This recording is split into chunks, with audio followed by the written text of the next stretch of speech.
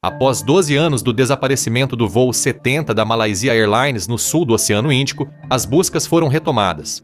Nova análise reduziu a provável área do acidente, indicando que esta pode ser a última tentativa de descobrir o ocorrido. A Ocean Infinity retomou as buscas pelo MH370 no fim de dezembro de 25, mas agora sem varredura ampla nem o mesmo planejamento das buscas anteriores. Ela é voltada para um ponto específico no fundo do mar. Após anos de pesquisa, a missão foca em uma área recém-descoberta no sul do Oceano Índico. O principal navio da empresa, a Armada 80 e 605, chegou ao local de busca no início de janeiro 6, carregado com drones subaquáticos. O diferencial dessa busca é o acordo não encontrou, não paga com o governo da Malásia. Pelo acordo, o governo só pagará até 70 milhões de dólares se a empresa achar os destroços ou gravadores de voo. Isso mostra a confiança da Ocean Infinity nos novos dados. Com o clima de verão mais calmo no hemisfério sul, a equipe pretende revisar áreas antes ignoradas ou consideradas difíceis. Na noite de março de 2014, o voo 70 da Malaysia Airlines entrou na pista do Aeroporto Internacional de Kuala Lumpur, com destino a Pequim. Havia 227 passageiros de 14 países e 12 tripulantes a bordo. Nos primeiros 40 minutos de voo, tudo estava normal. O avião alcançou sua altitude de voo, 35 mil pés. As comunicações com o controle de tráfego aéreo estavam normais. 19 horas da manhã, quando o avião estava prestes a deixar o espaço aéreo da Malásia e entrar no controle do Vietnã, as últimas palavras do cockpit foram pronunciadas. Boa noite, Malásia, 7-0.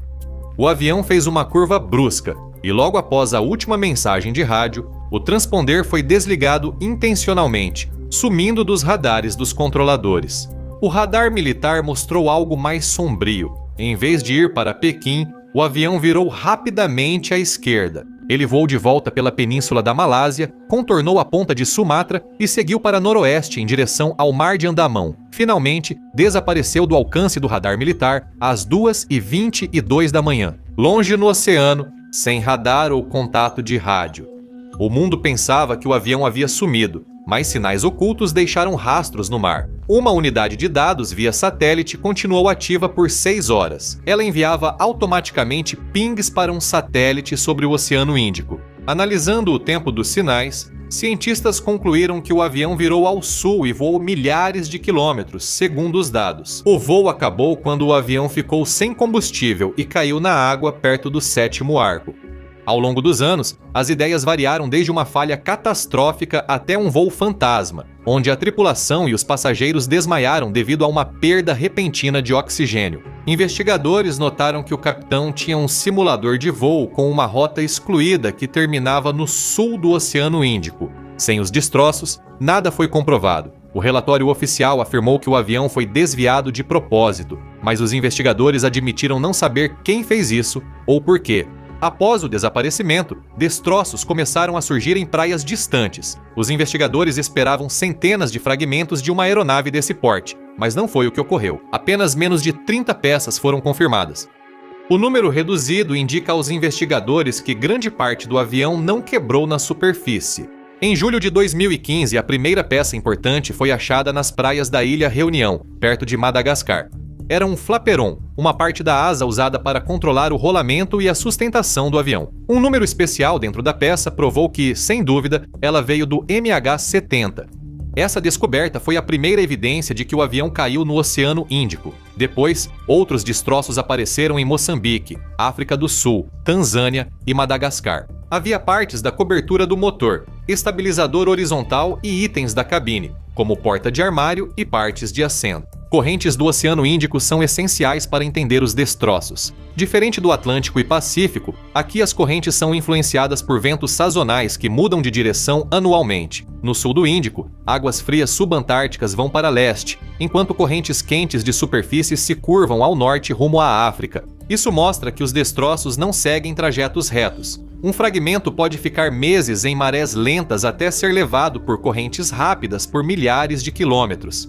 Pequenas variações no ponto de entrada do avião na água poderiam alterar muito onde os destroços chegariam à costa. Ao modelar essas correntes desviadas de trás para frente, os pesquisadores podem restringir onde os destroços provavelmente estão, reforçando o foco no trecho específico do 7º arco. Essas peças são mais que sucata. Cientistas analisaram as cracas no flaperon e identificaram a temperatura da água por onde passaram. O Diário Natural revelou que as peças ficaram muito tempo nas águas frias e profundas do sul do Oceano Índico antes de seguirem por correntes mais quentes até a África.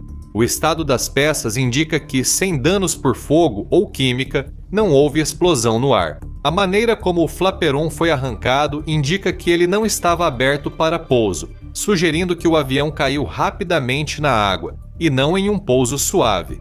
Cada peça encontrada confirma que o local da queda está em algum ponto ao longo do 7º arco, servindo de base para a busca atual. Tudo isso revela um problema maior. Por anos, investigadores buscaram e não acharam nada entre 2014 e 2018. Foram gastos mais de 150 milhões de dólares na busca pelo MH370, tornando-a a mais cara. Apesar de todo esse trabalho, nada foi encontrado. Esse fracasso não foi por falta de esforço, mas sim pelo tamanho enorme e pelas condições difíceis da área de busca. Montanhas subaquáticas dificultaram muito a busca. O sul do Oceano Índico é um dos lugares mais remotos e hostis do mundo. A área de busca fica bem na região dos Rugidores, uma zona famosa por ventos constantes e fortes, além de ondas que podem atingir a altura de um prédio de 4 andares. Abaixo da superfície, o terreno é ainda mais difícil. O fundo do mar é cheio de vulcões subaquáticos gigantes, buracos profundos e cristas afiadas. Em certos locais, a água atinge de 19 a quase 23 mil pés de profundidade. Antes, as buscas usavam sonar ou cabos longos rebocados por navios, difíceis de manobrar devido ao tamanho. Se o avião caísse atrás de uma montanha subaquática, o sonar não detectaria a área escondida pelas ondas ricochetearem no topo. É possível que os navios de busca tenham passado a poucos quilômetros ou até mesmo diretamente sobre os destroços, sem nunca vê-los. Outra limitação das buscas anteriores foi supor os últimos momentos da aeronave. Modelos de busca consideram que o MH370 ficou no piloto automático, até acabar o combustível, seguindo uma rota quase reta. Isso criou um amplo corredor de busca, mas deixou pouca margem para mudanças perto do fim do voo, até mesmo uma breve intervenção manual. Uma curva suave, descida controlada ou evitar mau tempo poderiam deslocar o local da queda por dezenas de milhas. Em um terreno tão complexo quanto o fundo do mar do sul do Oceano Índico, isso faz diferença. Uma diferença de poucas milhas podia esconder os destroços atrás de uma crista, trincheira ou ponto cego do sonar, onde equipamentos antigos não detectavam. Havia limites práticos. Navios só operavam em certas estações. O clima causava pausas e era preciso equilibrar velocidade e cobertura. Em algumas regiões, as varreduras de sonar foram mais espaçadas para cobrir mais terreno rapidamente, o que gerou inevitáveis lacunas. A missão atual foi projetada especificamente para retornar a essas lacunas. Munida de mapas melhores e ferramentas muito mais precisas, a busca dos 26 é completamente diferente por causa de duas grandes melhorias: um planejamento de dados melhor e uma tecnologia robótica mais avançada.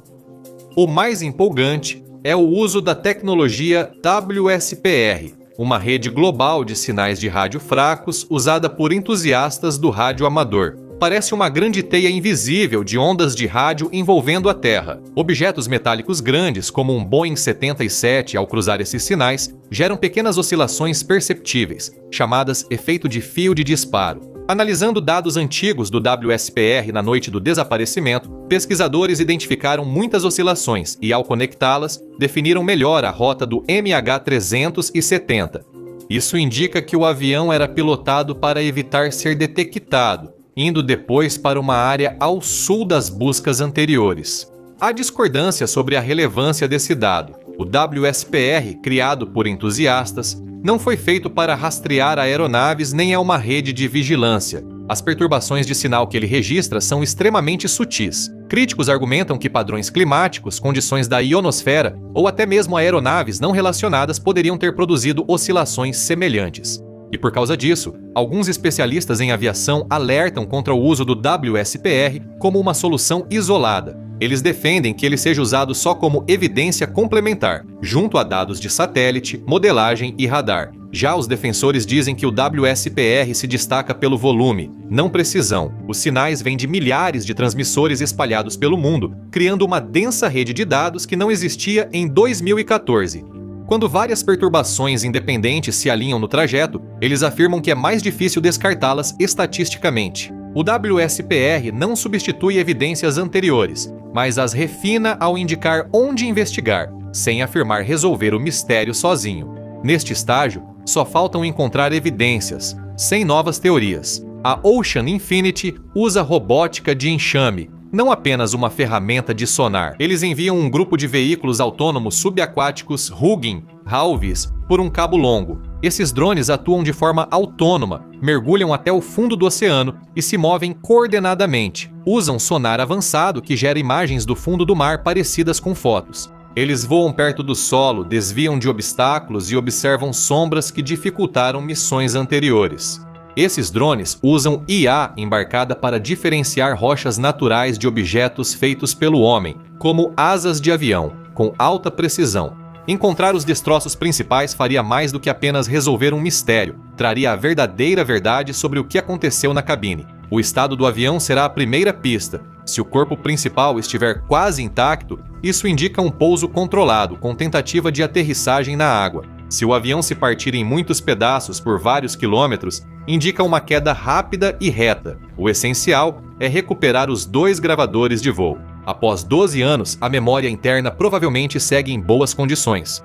O gravador de voo mostraria as condições da aeronave, motores, incêndios ou falhas elétricas. O gravador de voz da cabine, que só armazena as últimas 2 horas, pode registrar os momentos finais do voo, incluindo quem estava presente e o que foi dito. Achar o avião encerraria as teorias sobre o MH370 que circulam há mais de 10 anos. Isso eliminaria suposições de roubo, sequestro para a base secreta ou abatimento do avião. Para as famílias, a busca nunca foi sobre teorias ou tecnologia. Por mais de 10 anos, viveram sem certeza, sem destroços, relatório ou local para lamentar. Muitas famílias descreveram a perda como uma ferida aberta, que nunca cicatrizou porque a pergunta sobre o que aconteceu nunca foi respondida. Achar os destroços não traria de volta, mas encerraria a espera. Isso confirmaria a tragédia, permitindo avanços em memoriais, investigações e homenagens. Algumas famílias teriam um local para seus entes queridos. Para a aviação, seria a oportunidade de criar novas regras de segurança para evitar sumiços assim. Agora, a busca está na fase mais focada até agora. A Armada 8605 da Ocean Infinity opera no sul do Oceano Índico. A missão seguirá na janela estreita, desde que o clima, o equipamento e os limites operacionais permitam. A equipe agora foca em uma área específica no sul do 7º arco, em vez de explorar grandes áreas do oceano. Sem ponto de queda definido, a busca usa modelagem de deriva, dados de satélite e análises recentes da trajetória. Isso permite que os investigadores priorizem primeiro os locais mais prováveis, e ainda há as implicações financeiras. Pelo acordo sem achado, sem pagamento, a Ocean Infinity só recebe se encontrar destroços ou gravadores de voo. Caso contrário, arca com os custos. É essencial que encontrem isso se os destroços forem achados. Veículos operados remotamente irão confirmar visualmente o local e registrar as condições da aeronave antes de qualquer decisão de recuperação. Se não encontrado, a operação será encerrada. As buscas seguem em uma das áreas mais remotas do mundo, motivadas pela crença de evidências suficientes para localizar a aeronave. Assim termina um dos maiores mistérios da aviação. Famílias passaram anos sem respostas. A busca pelo MH370 retorna. O que sabemos após todos esses anos? Mistério do voo MH70 da Malásia. O que sabemos sobre o desaparecimento e como as evidências se conectam? Veja mais no vídeo.